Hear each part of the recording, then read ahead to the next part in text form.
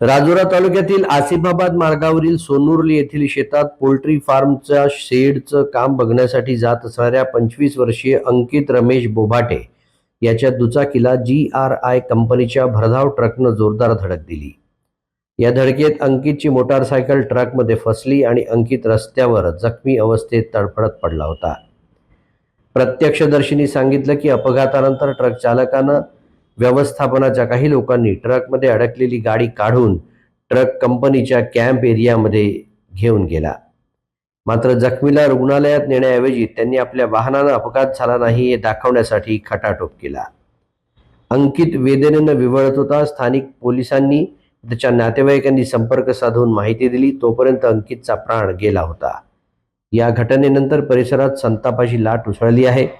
या प्रकरणाची गंभीर दखल घेत दोषींवर कठोर कारवाईची मागणी करण्यात येत आहे। मृतकाच्या कुटुंबांना 6 लाखाची मदत मान्य केल्यानंतर मृतदेह घटनास्थळावरून हलवण्यात आला। ट्रक चालक पळून गेला असून पुढील तपास राजुरा पोलीस करत आहेत।